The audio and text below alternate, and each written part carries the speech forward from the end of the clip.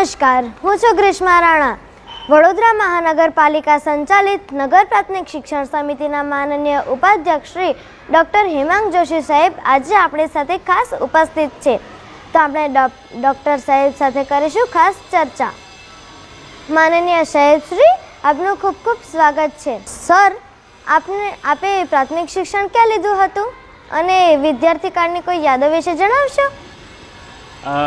ગ્રીષ્મા, પહેલાં તો આપનો ખૂબ ખૂબ ધન્યવાદ આ એક મને તક પૂરી પાડવા બદલ કે હું આપની સાથે આ બાબતે ચર્ચા કરી શકું. તો મારું પ્રાથમિક શિક્ષણ હું આપને કહું તો મેં નવોદય વિદ્યાલય પોરબંદરથી મારું પ્રાથમિક શિક્ષણ કર્યું. આપ પણ ઘણા બાળકો નવોદય વિદ્યાલયની પરીક્ષાઓ આપતા હશો, આપો છો ને? હા.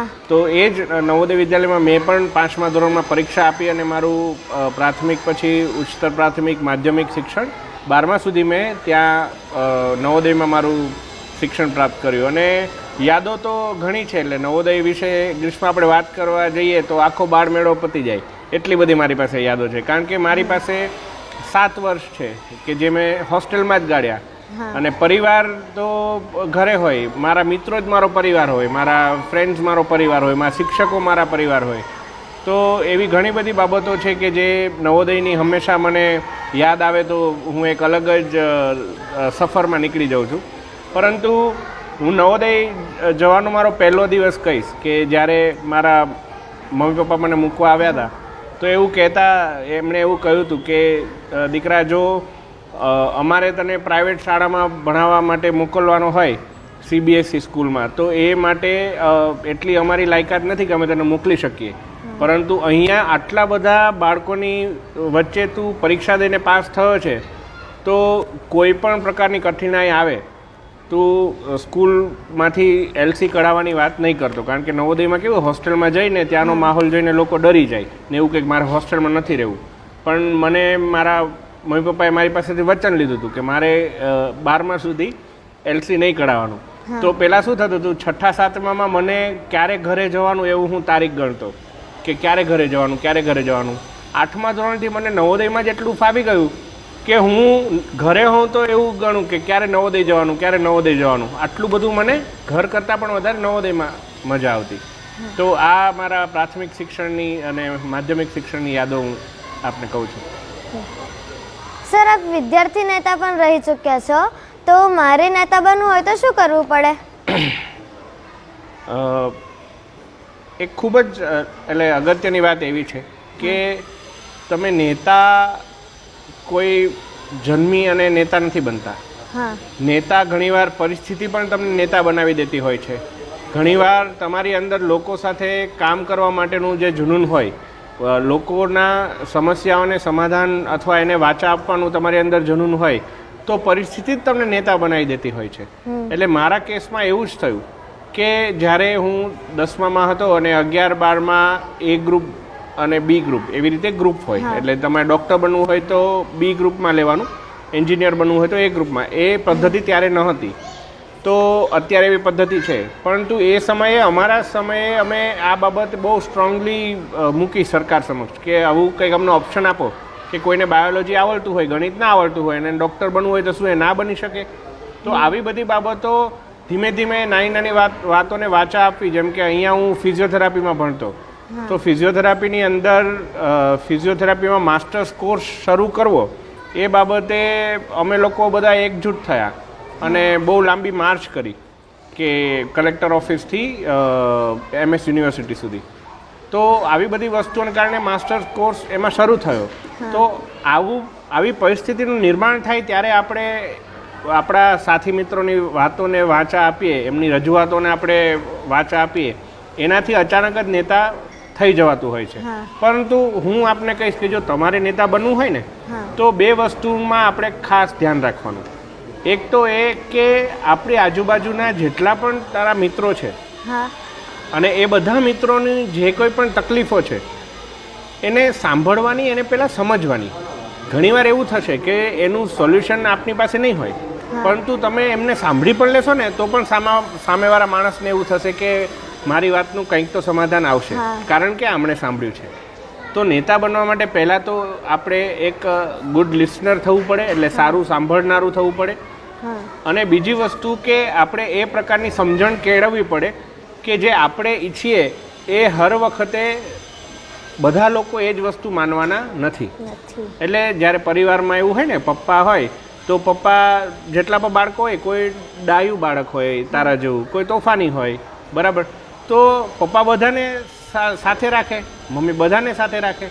તો નેતાનું કામ પણ એવું કે એમની ટીમમાં બધા પ્રકારના લોકો હોય, તો એ બધાને સાથે રાખી અને કઈ રીતે ટીમનો લક્ષ્ય સુધી આપણે એને લઈ જવું અને કામ કરતું રહેવું, એ જો આપણે આવડી જાય તો આપણે સારા નેતા બની શકીએ.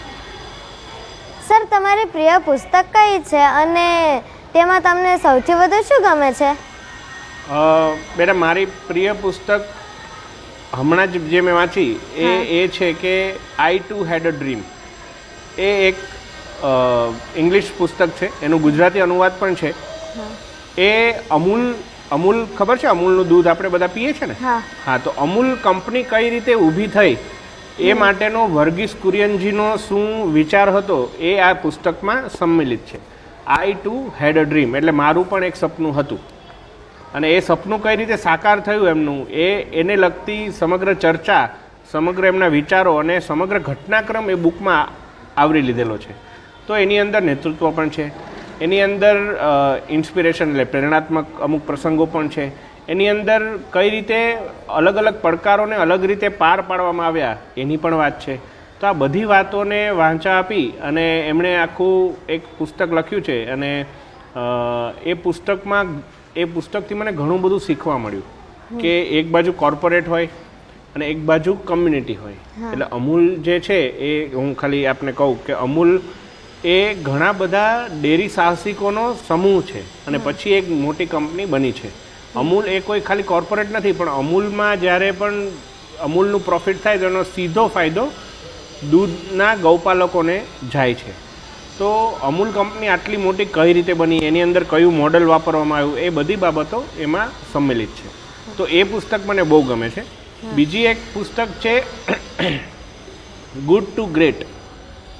એ જીમ કોલિન્સ નામના એક ઓથર છે, એમની પુસ્તક છે. એ પુસ્તકમાં એવું કહેવામાં આવ્યું છે કે તમે સારા જેટલી સ્પીડમાં બનો ને એટલા તમે સેમ સ્પીડમાં તમે ઉત્કૃષ્ટ નથી બની શકતા.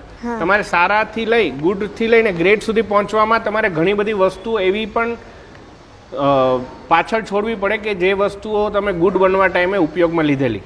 એટલે તમે માની લો કે તમે અત્યારે કાર ચલાવો છો, બરાબર, પછી તમે એરોપ્લેન ચલાવવાનું હોય, તો કાર ચલાવવામાં તમે જે વસ્તુ શીખ્યા એવું સેમ એરોપ્લેનમાં હોય ના હોય. એરોપ્લેન માટે અલગ શીખવું પડે.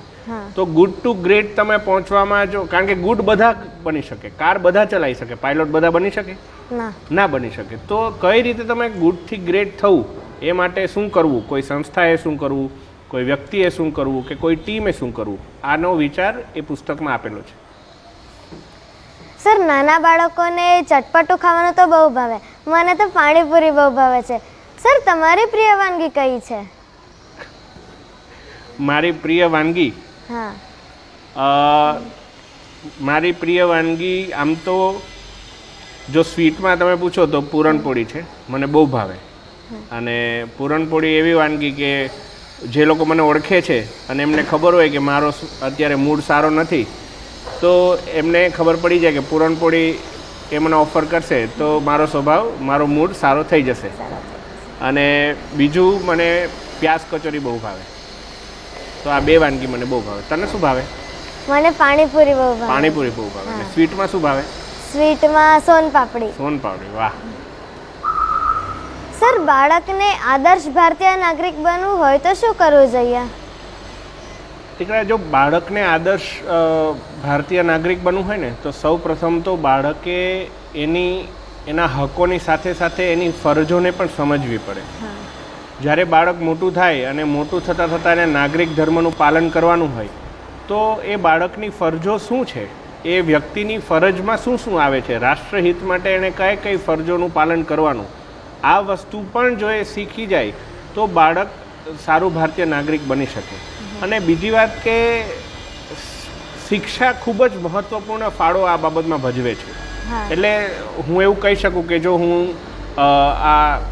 અહીં સુધી પણ જેટલું પણ પહોંચ્યો છું, ભગવાનની કૃપાથી પહોંચ્યો છું, પરંતુ જો મારા માતા પિતાએ મારા શિક્ષણની આટલી ચિંતા ના કરી હોત, માતા પિતાને પોતાના બાળકને હોસ્ટેલમાં મૂકવું હોય તો બહુ એક કપરી પરિસ્થિતિ હોય, એમને ના ગમે એમનું બાળક હોસ્ટેલમાં જ હોય તો પણ એમણે એ દિલ પર પથ્થર રાખીને મને હોસ્ટેલ મોકલ્યો.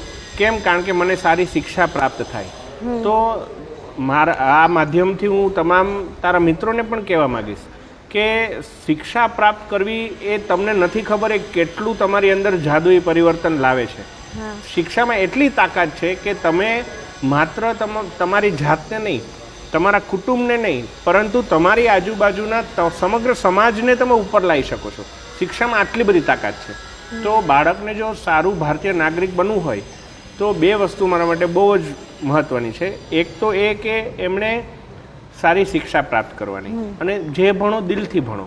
એવું નથી કે તમે વિજ્ઞાન ભણો તો જ સારા શિક્ષણવિદ બનો અથવા કોમર્સ ભણો તો જ શિક્ષણવિદ બનો. તમે જે કંઈ પણ ભણો પણ એ સારું ભણો. અને બીજું કે તમારી ફરજોની, તમારા હકોની સાથે સાથે સંવિધાન પ્રમાણેની તમારી ફરજો પ્રત્યે પણ આપણે સભાન રહેવું જોઈએ. સર, બાળકોમાં રાષ્ટ્રભક્તિ વિશે જાગૃતતા વધે તે માટે શાળાએ અને સમાજે શું કરવું જોઈએ? બેટા, બાળકોમાં જો રાષ્ટ્રભક્તિ વિશે થોડી જાગૃતતા વધે એ માટે શાળા અને મુખ્યત્વે તો શિક્ષક એના ઉપર બહુ મહત્ત્વનો ભાગ ભજવતું હોય છે. એટલે શિક્ષક પોતાના આચરણમાં એ રાષ્ટ્રભક્તિ જો બતાવતું થઈ જાય અને એના વાલીઓ પણ પોતાના આચરણમાં એ રાષ્ટ્રભક્તિ બતાવતું થઈ જાય, જેમ કે જે સ્વચ્છ ભારત અભિયાન આપણે શાળામાં કરીએ છીએ ને, તો ઘણીવાર એવું થતું હશે કે તમારે ઘરે કેવું પડતું હશે સામેથી કે ના, આપણે સ્વચ્છ ભારત રાખવાનું છે, આપણે સફાઈ કરવાની છે. તો બાળકના અંદર રાષ્ટ્રભક્તિ જાગૃત કરવામાં શિક્ષક, વાલી આ બંનેનો ખૂબ જ મહત્ત્વપૂર્ણ ફાળો છે અને ઇક્વલ ફાળો છે, 50-50%નો. કારણ કે એમને અનુસરીને, એમને ઓબ્ઝર્વ કરીને બાળક અનુસરતું હોય છે. તો બાળકમાં રાષ્ટ્રભાવના જાગે એ માટે થઈને શિક્ષક આ બાબત કરી શકે કે પોતાના આચરણમાં રાષ્ટ્રભાવના લાવે. રાષ્ટ્રને લગતા જેટલા પણ પ્રેરણાત્મક પ્રસંગો છે એ બાળકને હંમેશા વાગોળતું રહે. આ બધા પ્રયાસો કરવાથી બાળકમાં આપોઆપ એ રાષ્ટ્રભાવના જાગશે. સર, અમારા માધ્યમથી સમિતિના બાળકો અને તેમના વાલીઓને કોઈ સંદેશ આપવા માંગશો? બસ આટલું જ કહેવા માગીશ કે નગર પ્રાથમિક શિક્ષણ સમિતિ વડોદરાની સમગ્ર ટીમ અને એમના શિક્ષકો એ જાતે ખૂબ જ પુણ્યશાળી લોકો છે કે એમને આટલા 50,000 જેટલા બાળકોની સેવા કરવાનો મોકો મળે છે. અને અમારો હંમેશા પ્રયાસ એવો જ રહ્યો છે કે કઈ રીતે આપણું બાળક સમગ્ર ગુજરાતમાં સર્વશ્રેષ્ઠ સુવિધા, સર્વશ્રેષ્ઠ શિક્ષણ અને સર્વશ્રેષ્ઠ ઉત્તમ સંસ્કારની પ્રાપ્તિ કરી અને ભારતના વિકાસમાં પોતાનું યોગદાન આપી શકે. ઘણી બાબતો એવી છે કે જે માત્ર ને માત્ર, જેમ કે આ બાળમેળો, માત્ર ને માત્ર વડોદરા નગર પ્રાથમિક શિક્ષણ સમિતિ એ કરી રહી છે.